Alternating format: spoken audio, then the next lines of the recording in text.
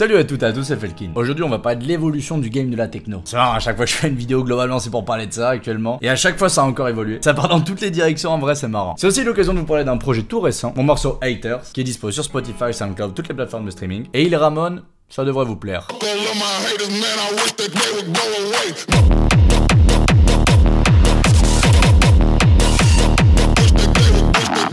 L'art techno c'est devenu un phénomène à part entière, mais c'est marrant parce qu'il y a encore quelques années, c'était un truc vraiment niché, genre réservé à un public averti dans des clubs underground. Si on revient en 2018-2019, la scène était dominée par des figures comme Daxi, Hit Models, qui ont vraiment poussé un son plus lourd et agressif que la techno classique. Mais là récemment, depuis un an et demi on va dire, il y a des artistes comme Sarah Landry, Nico Moreno, Shlomo, qui ramènent un côté plus rapide, avec des kicks ultra vénères, qui flirtent parfois avec le hardcore, et ce qui de nos jours maintenant est clairement une norme, avec des sons comme ça.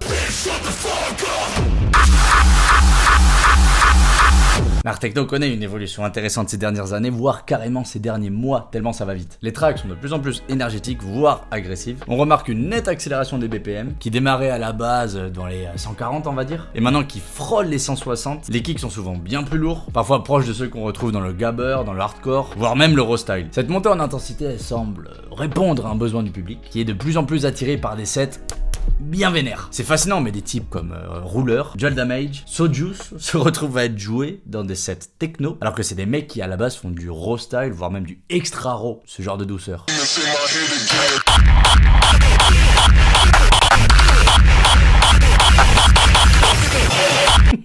Et ouais, la techno, ça devient le bordel complet, c'est marrant. On est clairement à un moment où le public recherche cette intensité, où la violence des sons devient un aspect principal des sets. Cela dit, avec cette montée en puissance de BPM, on remarque aussi une évolution sur d'autres aspects, notamment liés à l'image des artistes. De plus en plus, l'art techno, ça s'accompagne aussi d'un aspect visuel et esthétique. Aujourd'hui, les artistes soignent leur son, certes, mais aussi beaucoup plus leur image qu'avant. Leurs vidéos, leur présence sur scène et sur les réseaux sociaux. Une meuf comme Sarah Landry, par exemple, elle joue de ouf de sa présence sur scène. À côté de ça, elle a une esthétique incroyable sur ses photos Instagram, sur ses covers d'albums. En vrai, ça serait pas de l'art techno qu'on pourrait croire que la meuf c'est une rappeuse ou j'en sais rien. Et ça, vous remontez il y a quelques années, il y a personne qui se pétait autant le cul sur les visuels. On dirait une star de pop dark, pas une star d'art techno. On a des Trim qui font des feats avec Prada et Moncler, des Hérode avec Lanvin, des Amélie Lenz avec Chanel. Le game techno, c'est plus du tout que de la musique maintenant, c'est des DJ stars, influenceurs. Et franchement, c'est fou quand on voit de quoi ils sont partis à la base. Et je vous le dis tout de suite, je critique pas. Hein. Je serais d'ailleurs assez mal placé pour me le permettre vu ma position d'ailleurs. Mais on voit bien que les visuels et l'image personnelle prend de plus en plus d'importance chez les DJ art techno, et ça contribue à la construction de leur personnalité, ce qui est normal. On peut aussi constater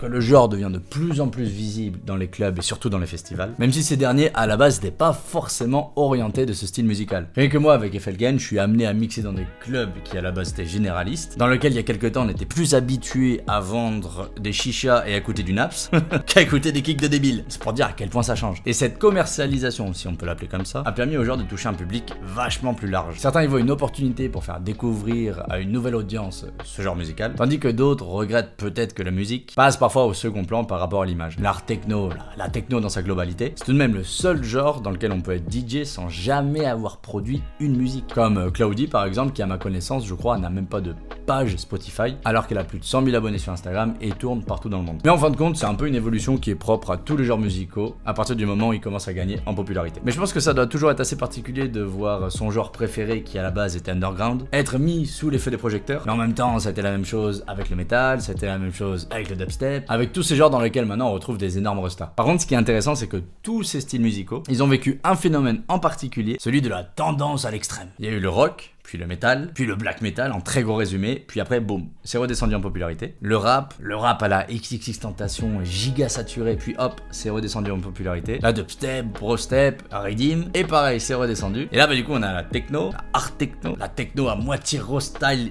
turbo vénère. Donc bientôt on va atteindre un stade où on pourra pas faire plus violent, du coup pas impossible que ça redescende aussi, comme ça a fait ça pour tous les autres genres musicaux avant. Après, je vous le dis tout de suite, c'est clairement pas pour maintenant, vu à quel point l'art techno est en train de péter dans tous les festivals, dans tous les sens. Mais c'est pas impossible qu'à un moment, ce style évolue vers autre chose, comme l'ont fait tous les autres styles de musique électro auparavant. Et moi, en tant que DJ de art techno avec mon projet FLKN, en vrai, c'est un kiff de voir à quel point la scène elle évolue. Mais par contre, fascinant de voir parfois à quel point le public peut devenir ultra violent. Ils veulent pas que les sets linéaires, techno, classiques, l'autoroute, mais plutôt un truc où ça tape fort, ce qui est pas un problème pour moi. Mais ça, jusque-là, c'était plutôt réservé aux games dubstep, hardcore, raw style. Parce qu'en techno, on était plus sur des choses progressives, avec des morceaux qui étaient amenés les uns aux autres de façon un peu plus lente. Alors que maintenant, comme dans tous les styles précédents, on est sur drop sur drop. Mais après, comme je vous dis, moi ça me dérange pas, je viens pas du tout de la partie un peu techno-hypnotique. Au contraire, je viens plutôt des bails dubstep, hardcore où ça tape vite. Donc le mélange me plaît bien, mais je comprends sincèrement qu'il y en ait que ça dérange. Et typiquement, cette dynamique qui tape tout le temps, c'est quelque chose que vous pouvez retrouver dans mon nouveau morceau Haters, que je vous présente d'ici quelques instants.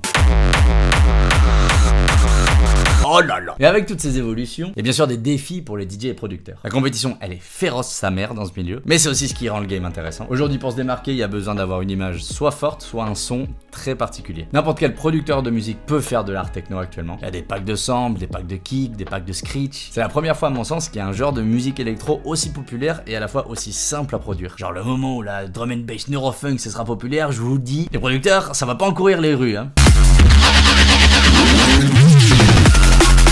Donc si t'arrives à être différent dans ce style, bah ça peut aider de ouf. Et cet accès au grand public de ce genre musical, il a aussi tout chamboulé dans la techno au niveau de son fonctionnement de base. On remonte à il y a quelques années en arrière, des gros labels comme celui d'Amelie Lane, Charlotte DeWitt, ce que vous voulez, c'était game changer de sortir dessus, vu la street cred que ça représentait à l'époque. Alors que maintenant il y a tellement de façons de pouvoir faire de la musique soi-même, de pouvoir sortir de la musique soi-même également, avec de la chance, ça pète sur TikTok et hop, que du coup l'importance des labels a aussi pris un gros coup, ce qui est du coup très bizarre pour un game comme la techno qui jusque là était très carré, très conventionné. Le fait de voir tout ça chambouler avec des DJ qui montent sur les tables, là où jusque là un DJ il fait la gueule, photo noir et blanc. Vous les voyez ces photos? Là, tout est chamboulé sa mère. Et une fois de plus, ça permet de redistribuer les cartes du jeu et qu'un son, un artiste n'a plus besoin d'être signé sur un label pour péter. Et ça tombe bien, car mon dernier morceau est signé non pas sur le label d'Amelie Lane ou je ne sais qu'est-ce, mais sur le mien. Et pour vous donner un peu de contexte sur ce son, j'ai voulu jouer avec les codes classiques de l'art techno tout en ajoutant un peu ma propre touche. Zou. Des gros kicks, des feintes tout le temps, des changements de kicks, c'est un des morceaux les plus compliqués que j'ai fait, je pense. Je suis content parce que plus le temps avance, plus j'arrive à faire des kicks un peu méchants. Rien que celui d'intro, alors que c'est l'intro. Ce qui rend le morceau unique, c'est que je voulais que ça soit un peu déstabilisant. Se dire de faire un drop, une montée, un drop, mais un drop différent. Ça, j'ai complètement pompé du game dubstep. Ça se fait pas trop en techno, du coup, je trouve ça intéressant. Je vais vous montrer le son en plusieurs parties, en commençant par les kicks. Alors par contre, je suis un peu deg, j'arrive pas à retrouver le projet dans lequel j'avais fabriqué les kicks vraiment. Genre par exemple celui-là. Même si à chaque fois c'est toujours la même chose, ils sont composés en gros de deux parties. Du punch, donc juste le pom-pom du début. Et du rumble. Qui tout seul paraît un son dégueulasse, mais avec le reste. Et ce process c'est à peu près le même à chaque fois sur tous les kicks. Celui du drop, c'est à peu près le même mais en plus méchant. Ah bah t'es, regardez en dessous, Vortex No Karma. Je m'étais pris son kick en référence. Ça c'est un truc que vous pouvez clairement faire en vrai, hein. Bon pas trop, sinon à la fin vous avez le même résultat. Mais je voulais voir un peu comment est-ce qu'il avait structuré son kick. Et bah du coup, il est juste en dessous. Donc là, la même chose, on le voit même sur la waveform du kick. Punch et rumble. Et en général sur le kick final, je mets ça là, le Wave Shaper, un plugin qui permet de booster le son sans pour autant le faire crasher. Enfin, vous pouvez le faire crasher, mais il faut réussir à atteindre la limite. Ensuite, le troisième kick, c'est un gros kick de Golemont. Truc quasiment gabber, hardcore au final. Alors lui, de souvenir, je crois que je l'ai fait avec ce VST, un émulateur de 909 tout con, pour avoir un kick qui sonne un peu comme ça. Je le refais à l'arrache complet, hein. Sur lequel j'ai mis une chier de disto. Qu'ensuite j'ai rendu audio. Et l'astuce pour avoir ce goum goum goum comme il y a dans le kick de base, c'est que sur le kick je fais une automation de pitch pour que la note fasse pas gong gong gong comme actuellement, que ça fasse goum goum. Un truc un peu comme ça. C'est pas la bonne note, c'est pas la bonne disto. Et par contre au début j'ai changé l'attaque, ce petit clic clic clic comme ça là. Parce que vous voyez bien que celui de base, il est dégueulasse, il est trop faible. Et un mélange de tout ça donnait ce kick de trépané. La techno. Quatrième kick. Ah bah là j'ai tout encore. Il est composé de deux kicks pour la partie punch. Un comme ça. Un comme ça. Pour la partie plus haute. Et ensuite de trois basses différentes. Une full sub. Une médium. Une aiguë. Les trois ensemble. Et tout le bordel ensemble.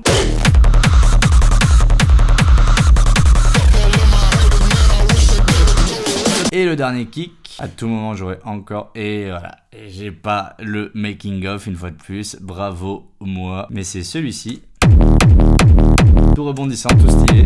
Ah lui je me rappelle par contre comment je l'ai fait, c'est un punch qui donnait comme ça, Et de l'autre, c'était un sérum que je m'étais fait, que je peux vous retrouver. Il manquera tout le traitement qu'il y a dessus. Push-up bass, voilà.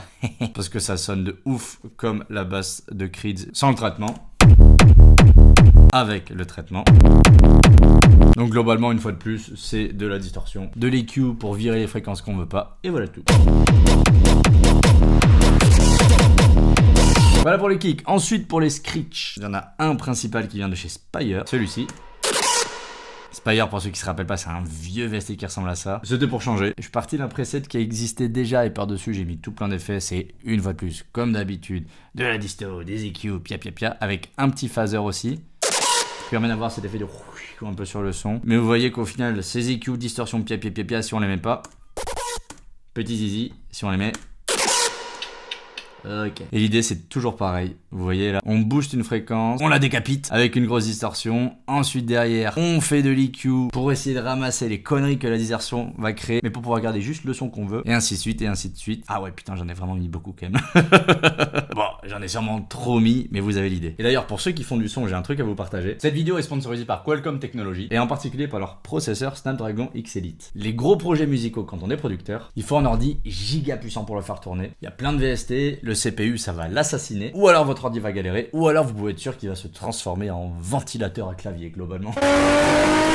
Et justement c'est là où Qualcomm Technologies apporte une solution avec leur processeur Snapdragon X Elite. Il est super puissant, le plus puissant de sa catégorie des 12 cœurs d'ailleurs, et permet d'alléger énormément votre ordinateur sur des gros projets musicaux. La puce elle est spécialisée aussi dans le calcul IA. Il y a plein de plugins musicaux qui commencent à développer à partir d'IA, comme par exemple Ozone qui est un plugin de chez Isotope pour le mastering. Bah, la puce étant développée pour les calculs IA, c'est le genre de plugin qui va pas du tout lui faire peur à faire tourner. C'est une solution économique pour avoir un ordinateur puissant pour faire du son, faire du montage vidéo, utiliser l'IA que ce soit en musique, en vidéo ou en image, tout ce dont on peut avoir besoin en tant qu'artiste, sans pour autant se ruiner dans un ordi surpuissant. Vous pouvez aller jeter un coup d'œil sur ce qu'ils font sur leur site internet, je vous mets les liens en description si ça vous intéresse, et merci à eux d'avoir sponsorisé cette vidéo. On retourne à notre son. Une partie où je me suis régalé dans le son, c'est le avant du dernier drop.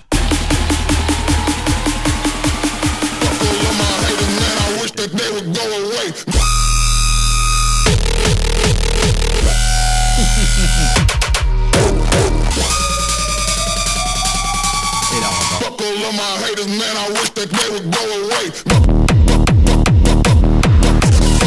2 heures de feinte, j'aime bien. Un mélange de gros synthé vénère dubstep, de kick up tempo, on fait de la techno, c'est le bordel. Pour le coup, sur cette partie, j'avoue, je me suis pas trop embêté. C'est un sample déjà fait, je vais pas vous mentir. Sur lequel j'ai juste par contre blindé, boosté les basses et ajouté pas mal de disto. Et le kick up tempo, j'ai rajouté un petit kick par-dessus et rajouté pas mal d'aigus parce que sinon ça sonnait comme ça. Moins de couilles que ça. Vous voyez que c'est pas grave d'utiliser des samples, de les retraiter, de mettre des couches par-dessus pour pouvoir avoir à la fin un truc unique. Ensuite, on pourrait parler du vocal peut-être. Que j'ai récupéré sur un site qui s'appelle Loudcloud. C'est un peu le même fonctionnement que Splice pour ceux qui connaissent, mais qui est un peu moins utilisé parce que le souci de Splice c'est qu'il y a tout le monde qui est dessus. Donc pareil, un traitement pour le rendre un peu plus grave, plus distordu, machin machin. Sans c'était ça. Avec ça faisait ça. Plus méchant. Et sur lequel j'ai fait un truc qu'on appelle le vocal chop, c'est juste prendre des petits bouts de la voix et les découper de temps en temps pour les caler comme ce que j'avais fait ici là.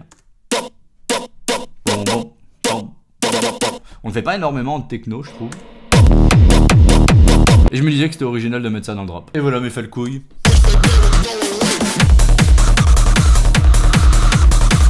Le son est disponible partout sur les plateformes de streaming et même en téléchargement gratuit sur mon SoundCloud FLKN. J'espère que cette petite plongée dans le monde de l'art techno vous a plu. C'était Felkin, je vous fais des bisous mes felles couilles et à bientôt.